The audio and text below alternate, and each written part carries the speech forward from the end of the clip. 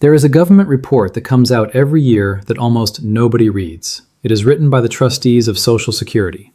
It is long, it is dull, and it contains one number that decides the rest of your life. That number is a date. It is the year the Social Security Trust Fund is projected to run dry. Verified card. Source: Social Security Board of Trustees Annual Report. Trust Fund Depletion Projection. Confirm current year projected date before recording. And here is the sentence that the news almost never reads out loud. On the other side of that date, if Congress does nothing, the checks do not stop. They shrink, automatically, by law, without a vote, without a debate, without a single senator having to put their name on it. Roughly $1.05 gone from every Social Security check in America. Not a proposal, not a bill somebody introduced, not something being debated on television. It is what already happens automatically if nothing changes, because the law says the program can only pay out what comes in. And I want you to sit with what that means, because it is the opposite of how most people picture this. Everybody assumes that if Social Security gets into trouble, there will be a fight, hearings, speeches, a vote where somebody has to stand up and say out loud that they are cutting your check. There will not be. The reduction is the default. Doing nothing is what causes it. Nobody has to sign anything. Verified card. Source: Congressional Budget Office and Committee for a Responsible Federal Budget Projections of Automatic Benefit Reduction at Depletion. Confirm current projection. That is change number one, and it is the one everybody is arguing about. But it is not the one that reaches you first. Because there are three others already here, already in effect, already taking money out of checks this month. One of them punishes people for working. One of them quietly costs you more every year you were born after a certain date. And one of them can stop your money from moving at all, over a fraud flag you will never see. Now stay with me, because there is one more thing. One of these four is taking money from people right now who are going to get every dollar of it back. They do not know that. They think it is gone. Most of them will spend the rest of their lives believing they were robbed by a rule that was actually holding their money for them. Before this video ends, I will tell you which one and exactly how the money comes back. My name is Kevin. I read the rules so you do not have to. If you are new here, this channel exists for one reason. We read the fine print that decides what happens to your money, so you find out before the system decides for you. Subscribe and turn on the bell, because at least two of these four are already touching somebody in your family. So let me start with the big one, because you cannot understand the other three until you understand the pressure behind them. So Social Security is not a savings account with your name on it. It never was. The money you paid in over 40 years did not go into a vault. It went out the same month to the retirees who came before you. Verified card. Source: Social Security is financed primarily on a pay-as-you-go basis. That is the design. It always was the design. Workers pay for retirees. Then those workers become retirees, and the next generation pays for them. And for most of the last century, that arithmetic worked beautifully, because there were a lot of workers and comparatively few retirees. That ratio has been changing for decades. Fewer workers per retiree, longer lifespans, a very large generation retiring all at once. Put actual shape on that. When the program was young, there were many workers supporting each retiree, enough that the math was never even close. Today that ratio has fallen dramatically, and it keeps falling. Fewer people paying in for every person drawing out. And this was not a surprise to anybody. It was not a shock. It was demographics, and demographics are the most predictable thing in the world. The people being born this year are already counted. The people retiring in 20 years are already alive and already working. Every government that has looked at this in the last 40 years has seen the same numbers arriving at the same time. That is the part that stings the most for people like Alvin. Not that it is happening, that everyone saw it coming and nobody acted. For years, the program ran a surplus, and that surplus built up a reserve, a trust fund. That reserve is what has been quietly covering the gap between what comes in and what goes out. And it is being drawn down. Now, I want to be extremely careful here, because this is the exact place where people on the internet lie to seniors for a living. You have seen the videos. Social Security is going bankrupt. Social Security is ending. Your checks are about to stop. Those videos are wrong, and the people making them know they are wrong. Here's what the actual arithmetic says. Even after the reserve is gone, payroll taxes keep coming in. Every working American keeps paying in every single payday. That does not stop. Verified card. Source. After trust fund depletion, continuing payroll tax revenue would still fund a substantial majority of scheduled benefits. So the program does not go to zero. It goes to whatever the incoming taxes can cover, which, by the projections, is roughly $4 out of every 5. So the honest sentence is not Social Security is ending.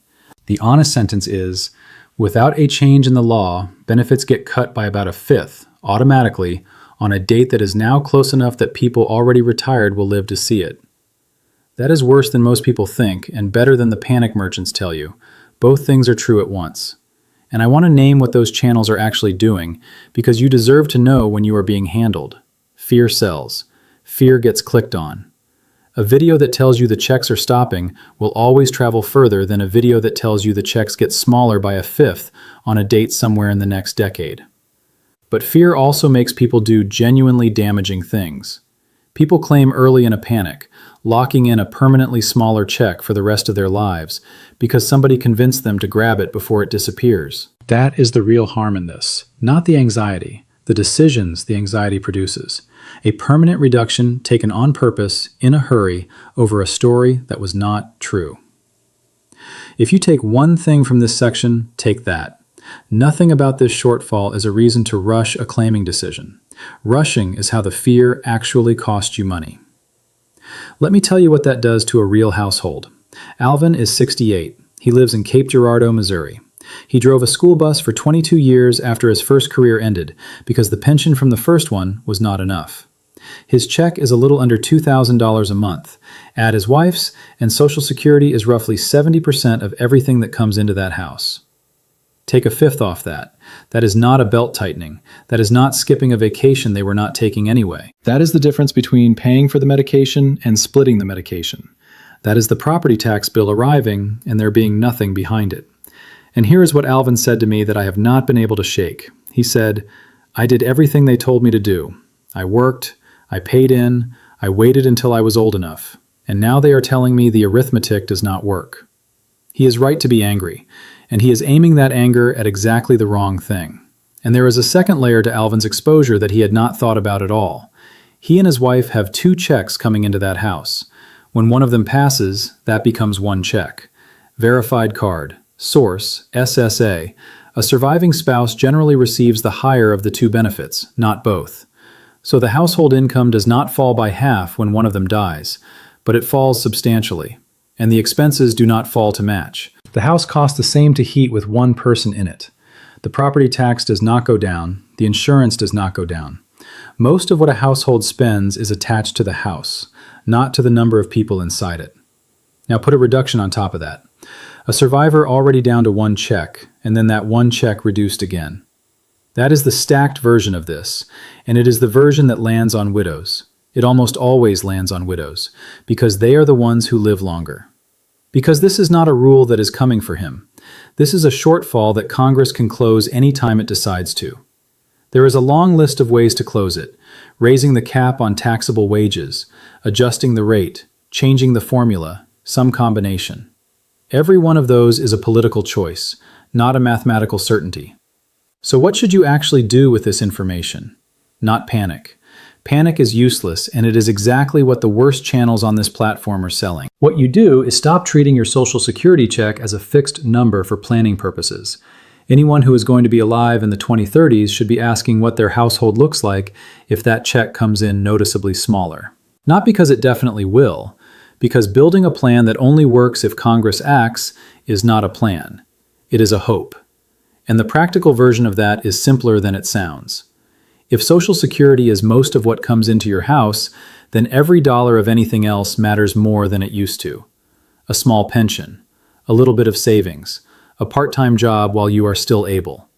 Not because any one of those is large, because they are the part of your income that does not depend on a vote in Washington. There is also something worth saying plainly to anyone watching this who is in their 50s or early 60s and has not claimed yet.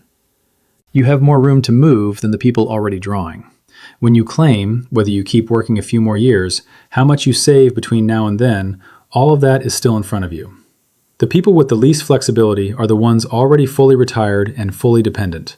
If that is you, the honest answer is that your lever is smaller, and it is mostly about cutting fixed costs before you need to, not after. And that brings me to change number 2, which is already happening, already taking money, and is the single most misunderstood rule in the entire program. If you claim Social Security before your full retirement age, and you keep working, Social Security takes part of your check back. Verified card. Source: Social Security Administration. Retirement Earnings Test. It is called the earnings test, and almost nobody has heard of it until it happens to them. Here is how it works. There is an annual earnings limit. Earn under it, nothing happens. Earn over it, and Social Security withholds part of your benefit. For someone under full retirement age for the whole year, the limit sits around $24,000. Verified card. Source: SSA Annual Earnings Test Limits. Confirm current year figures before recording. Go over that, and they withhold $1 of benefit for every $2 you earned above the line. $1 for every 2. That is half of everything above that limit. And in the year you actually reach full retirement age, the rule loosens, a much higher limit, and the withholding drops to $1 for every 3. Then, in the month you hit full retirement age, the earnings test disappears completely, forever. You can earn any amount and nothing is withheld. Now, why does a rule like this exist at all? It goes back to the original idea of the program. Social Security was built as insurance against lost wages in old age. If you were still earning a full wage, the thinking went, you had not actually lost those wages yet. Verified card. Source: The Retirement Earnings Test originates in the program's design as wage loss insurance. That logic made a certain sense in an era when people worked one job for 40 years and then stopped completely on a single day. It makes far less sense now when a huge number of people retire in stages. A little consulting, 20 hours somewhere, driving a few days a week. The rule was written for a world that mostly does not exist anymore, and the people who fall into it are almost always the people who most needed the extra income. Now let me show you why this rule is so much crueler than it sounds on paper. The people it hits are not wealthy. Wealthy people are not taking a part-time job at 63. It hits the person who claimed early because they had to, and then went back to work because they still had to. Verlene is 64. She lives in Anderson, Indiana. She claimed at 62, not because she wanted to, but because her husband got sick and she had to leave her job to care for him. She needed income immediately. He passed 2 years later. And then Verlene did what a lot of widows do. She went back to work, part-time, at a hardware store, because the house was too quiet and the money was too tight. She earned about $34,000 that year. That put her roughly $10,000 over the limit. So Social Security withheld about $5,000 of her benefit. And this is the part that made Verlene stop opening her mail. She got a notice saying she had been overpaid and that her checks would be held until it was recovered. Not reduced, held. Several months in a row where nothing arrived at all. She thought she had done something wrong. She had not. She thought she had been caught cheating. She had not. She thought that $5,000 was gone forever, taken as a penalty for the crime of working at a hardware store. And she did the thing that this misunderstanding almost always causes. She cut her hours. She went to her manager and asked for fewer shifts, deliberately, to stay under a line she did not really understand, because she was afraid of triggering the letter again. Think about what that costs a person. Less money coming in. Fewer days out of a house that had gotten too quiet after her husband died. Less of the one thing that had been getting her out of bed with somewhere to be. She traded away part of her life to avoid a penalty that was never a penalty. That is what this particular gap in knowledge actually does to people. It does not just cost money, it shrinks the size of somebody's week. Hold on to Verlene, because I promised you something at the start of this video, and her story is the answer to it. I will come back to her. But first, I want to stop here, because Verlene is the exact reason I built the thing I am about to tell you about. She sat at her kitchen table with a notice she could not decode, using words like withholding and overpayment, and she came to the most reasonable wrong conclusion a person could come to. Nobody handed her one page in plain English explaining what that letter actually meant. Not the letter itself, not anyone at the office. Nobody. The rules that govern her own money were written in a language designed to make her stop reading. That is what the Quiet Rules is. It is the drawer version of everything I cover on this channel. Written large, written simple. What the limits actually are. What happens to money that gets withheld? Which notices matter and which ones are routine? The exact questions to ask when a letter arrives that you do not understand. So the person at the kitchen table with a government envelope in their hand knows what it means the day it arrives. Not 2 years of worry later. The paper remembers for you. That is the entire point of paper. You can find it at kevinexplains.shop. The link is right below this video, or scan the QR code on your screen right now. It is also in the pinned comment at the top. And there is a 7-day guarantee, always.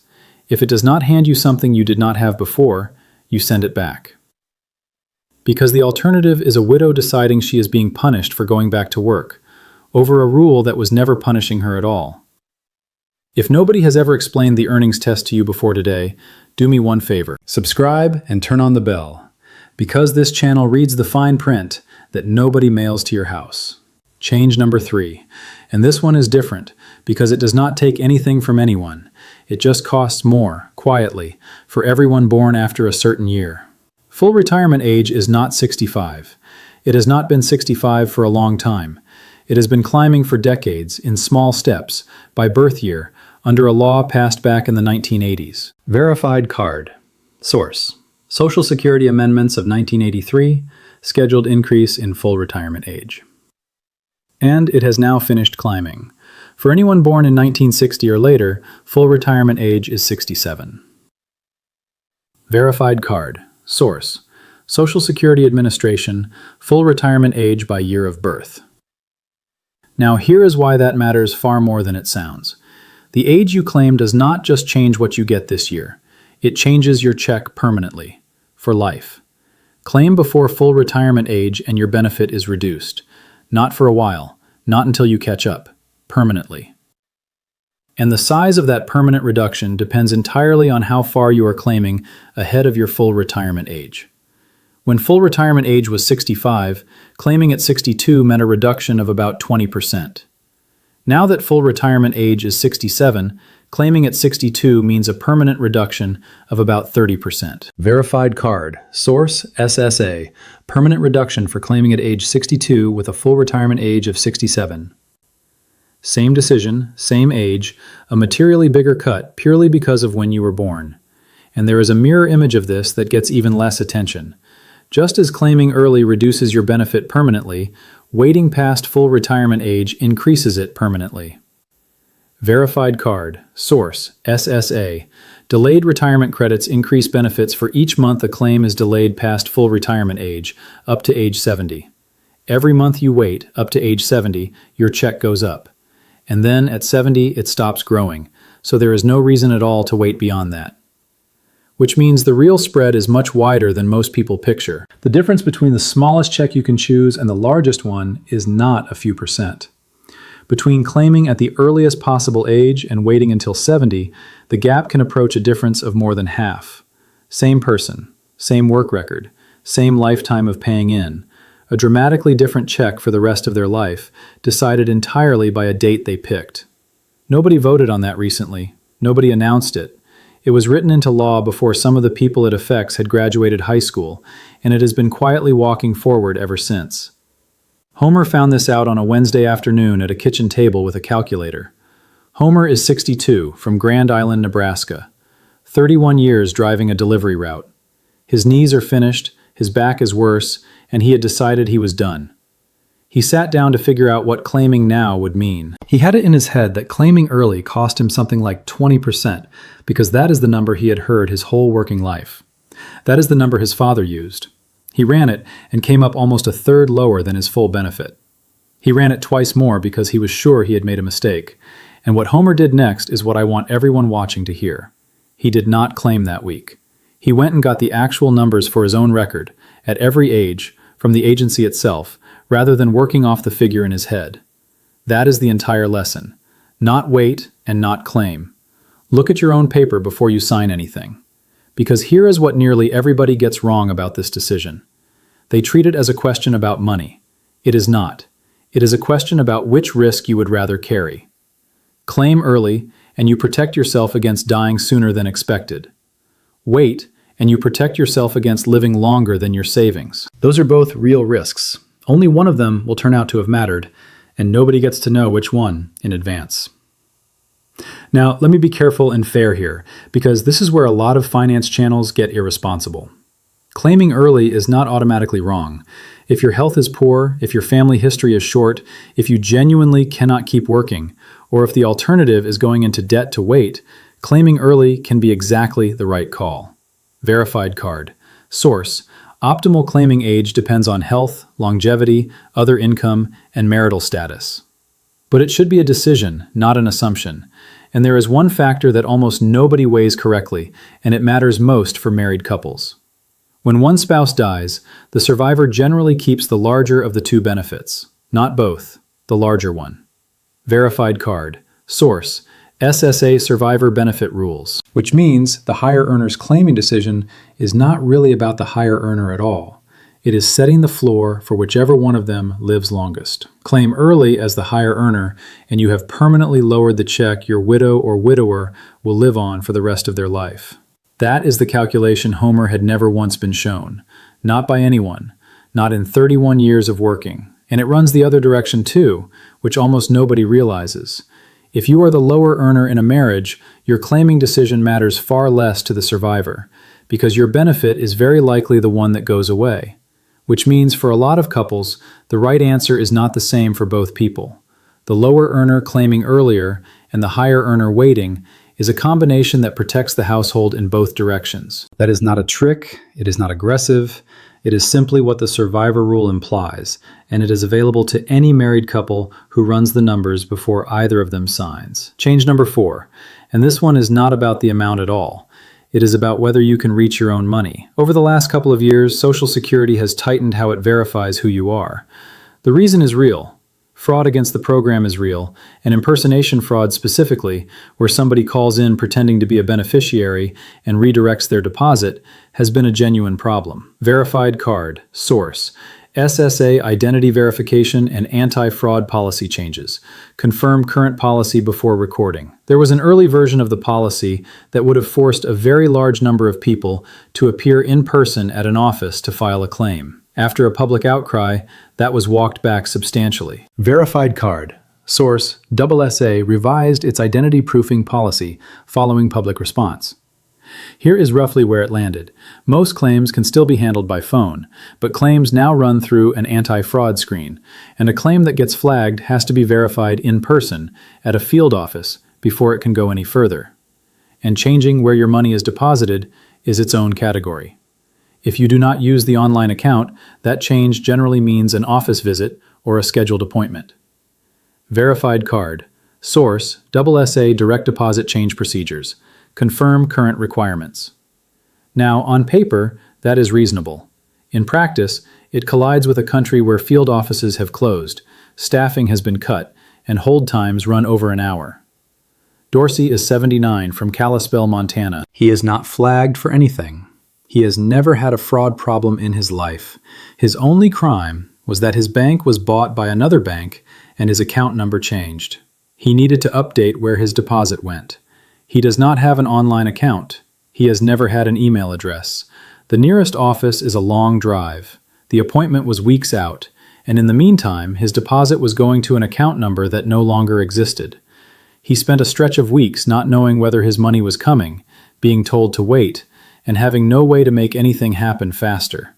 Nothing about Dorsey's case was fraud. Nothing about it was even complicated. It was a man on the wrong side of a system that now assumes you can go online, and a policy that treats the phone as the risky option.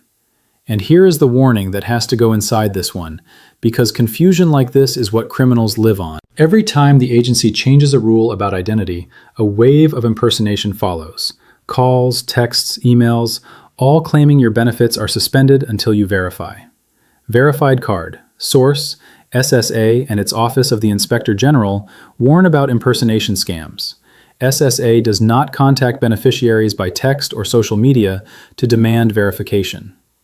Understand this clearly, because it will save somebody watching this real money. The agency will not text you. It will not message you on social media. It will not call you demanding a social security number, a bank account, or a payment to keep your benefits from being cut off. If any of that arrives, it is not the government. It is somebody using the exact confusion I have just spent this segment describing. Hang up, delete it. Then, if you are worried, call the agency yourself, using the number you looked up, not the number in the message. And tell somebody in your family that you got the call. Not because they can do anything about it, because the shame is what makes these work. People who get targeted often say nothing, and the silence is exactly what lets the next call land on the next person. There is nothing embarrassing about being targeted by a professional. The only mistake is keeping it to yourself. And this is exactly the kind of thing where knowing one step in advance changes everything. Because the single thing that would have spared Dorsey all of it is free, takes about 15 minutes, and can be done on any afternoon before you ever need it. An online account with Social Security. Verified card. Source: SSA, my Social Security account. With one, you can change your deposit, check your record, and handle most business without an office, an appointment, or a drive. Without one, you are relying on a phone system and a field office that are both under more strain than they have been in decades. I want to be blunt about something, because a lot of people watching this have a reason they have never set one up. Some of you do not trust it. Some of you do not have a computer.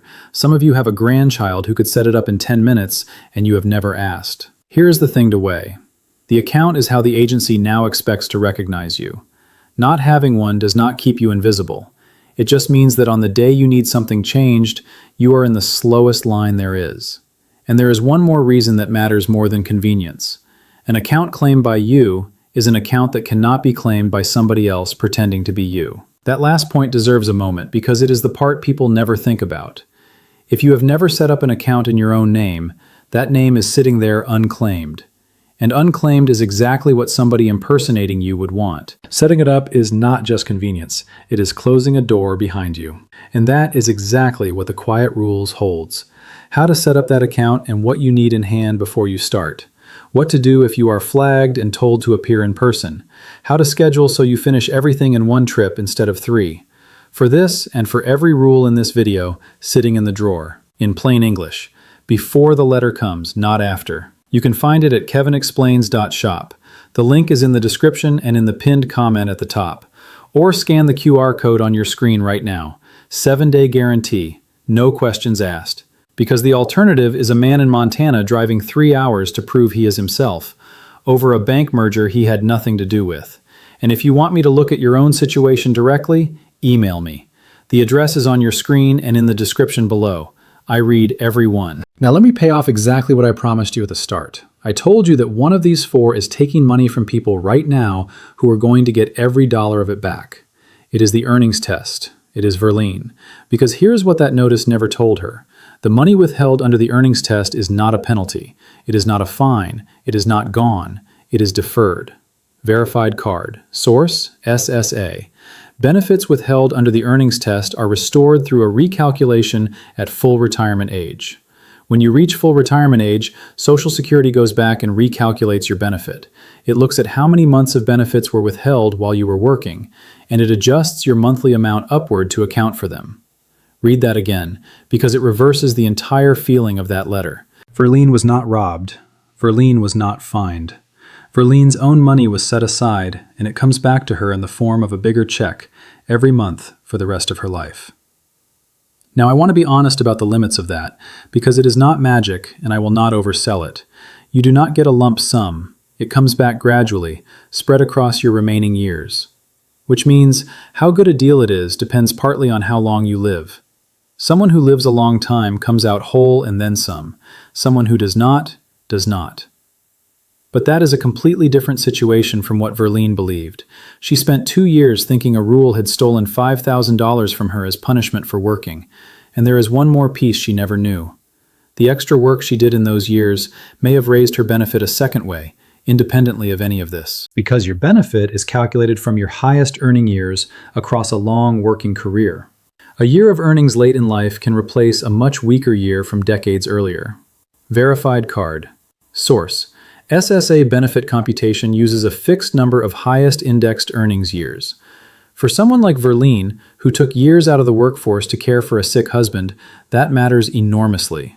Those caregiving years show up in the record as low or empty, which means the hardware store job she was ashamed of and cut back out of fear was very possibly improving her benefit from two directions at the same time.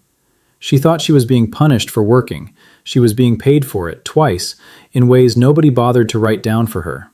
And that is worth stating as a general rule because it applies to a lot of you. If you had years out of the workforce, raising children, caring for a parent, caring for a spouse, your record has holes in it.